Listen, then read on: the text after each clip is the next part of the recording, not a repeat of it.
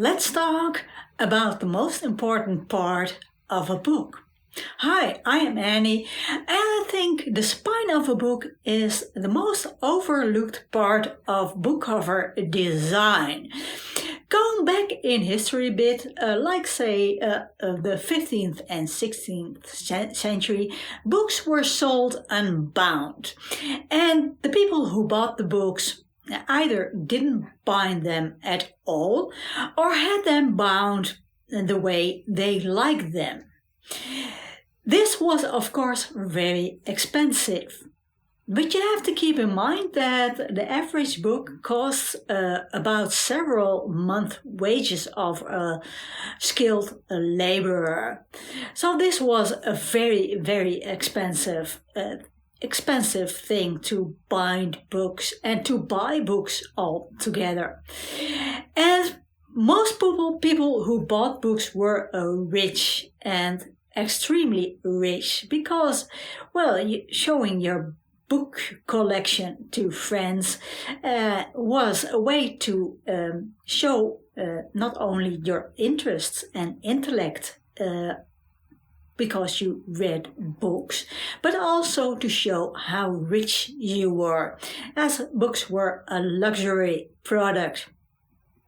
When the printing press was invented back in 1440 by Gutenberg, books became cheaper, but I guess they were pretty expensive for a regular laborer, even if he or she could read. But for the common people, there were broadside prints. These were prints with wood carving illustrations printed on them, and songs or poems written on them. But I digress. Back to the spine. In medieval times, books were stored flat and with the spine inwards. So the edge of the book was exposed. And this was because books were easier to identify that way. When I read about this, I said, how can this be possible? But that was because the title of the book was written on the edge, or every book had a ribbon that stuck out of it with a particular design on it, and that made it easier to identify the book as well. But as libraries grew bigger in the 17th and 18th centuries, this changed. The books were placed in an upright position, as books were easier to pick out of the shelves that way, and the spine of the book was being printed with the book title, so it was easier it was just easier. And so the printed book spine was born. I don't want to give a whole history lesson, so let's get into the elements of the spine of a book.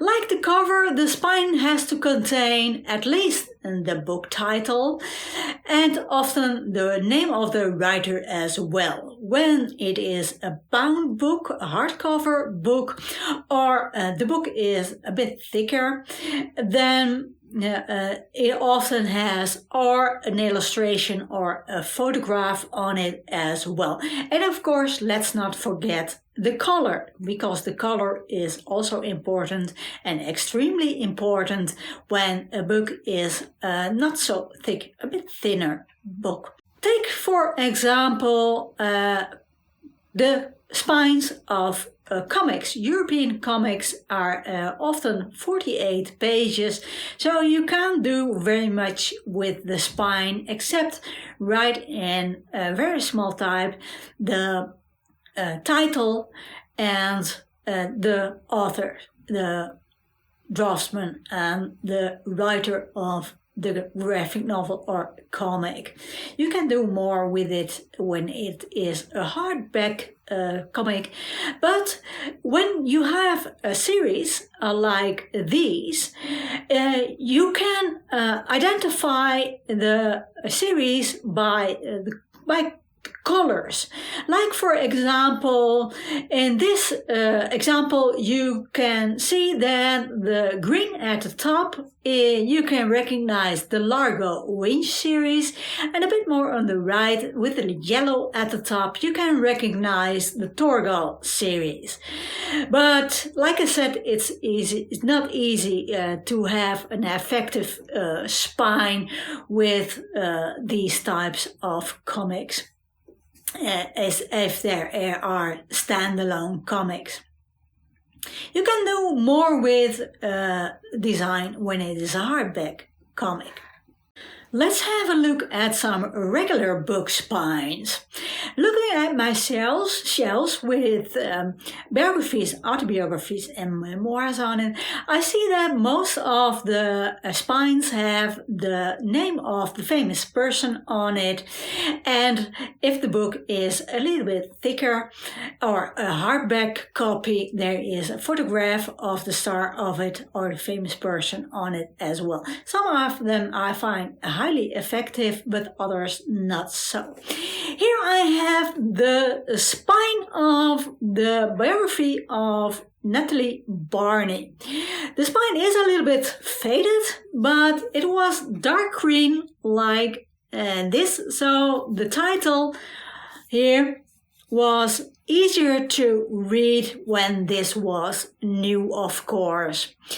And the title is A Portrait of a Seductress. I had never heard of Natalie Barney, but I liked the combination of the word seductress, portrait of a seductress, with the photo of this Victorian lady on it. I thought that was very, very interesting, as women weren't supposed to be a seductive kind of person, because that was indecent. But I think the word seductress is a little bit too long for the spine thickness. But it was still when on the dark green that was originally the color of the spine, it must have been better readable. When Jean Chalon wrote this biography back in 1976, Natalie Barney, who was a writer, poet and a great famous society lady, was totally forgotten. She was famous back in the 1910s, 1920s and 1930s. And Chalon even thought that Barney was long dead when he stumbled upon a poetry bundle that was published, I think, in the early 1970s. So he called up the publishing company and said, well, is this posthumously published? And the publisher said, no, she is still alive. I think she was very old by then. I think even in her late 90s she was, but she was still alive, and she was still writing poetry, although not as much as she used to, of course. But as she was in the 1970s, you can say she was forgotten by just about everybody. I think it was better. I think the word seductress is a little bit too long for the spine, like I said. I think the emphasis on this design is more on the subtitle, The World of Natalie Barney. But as nobody remembered who Natalie Barney was, I think I would have done more with a Portrait of a Seductress, as that is in combination with this Victorian lady on the cover, is more intriguing than the name of Natalie Barney. But this book caught my eye anyway, so I guess this is a good enough spine. This biography of Louise Brooks is what I am concerned one of the best biography spines that I have in my collection. Louise Brooks was a famous artist in the silent film era, and you don't have to know her to see that she was a 1920s flapper girl, and the type of the font type is also has a bit of a 1920s feel to it.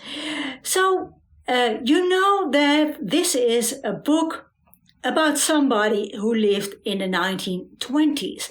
And what I also find very strong about this spine is that the title of the book is more a logo than just a book title, with the O's intertwined and the type font that was used.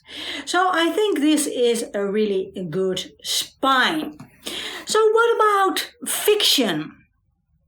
And this is one of the best spines that I have in my collection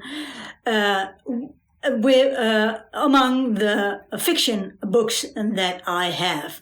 Carter Beats the Devil by Glenn David Gould. It's a mystery about an illusionist.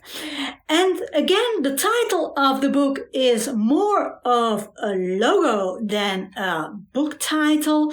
And the illustration, the hand holding a couple of playing cards, from that, you know, oh, this is about or gambling or about card tricks or something in that type of things. So if you are interested in that, you look at the book cover and you see, yes, it is about magic and illusionists and magicians and such things. I don't know if if Glenn David Gould is a famous writer. I don't know, but it is easy readable. Everything you can read from a reasonably distance. When I have it on my shelf, this book always catches my eye. And it screams, read me. It just screams, read me at me. And I don't know why I haven't read it yet, because this book is probably a bit too chunky for me. But as it is some sort of kind of detective kind of mystery kind of novel, I must read it sometime soon. Because I wanted to stop screaming to me, read me. Then I have another spine that absolutely screams at me, read me. And that is Kong Skull Island. Again, the title is more of a logo than just a printed book title. And from the word Kong, I think just about everybody knows who King Kong was, or heard about the film King Kong. But as it only says Kong, we know it is related to the King Kong film, but it is something different. And if you haven't heard of King Kong, the silhouette of the giant ape on the top of the spine gives you an indication of what this book is about. Now, How about your favorite book spines? What are your favorite book spines? What books from your shelf scream at you, read me? Let me know in the comments. And if you have a BookTube channel, please make a video about your favorite spines of your favorite, what are your favorite spine designs in your collection of books? Let me know. And don't forget to tag me in this video, because I like to watch your videos about that as well. As always, thanks for watching.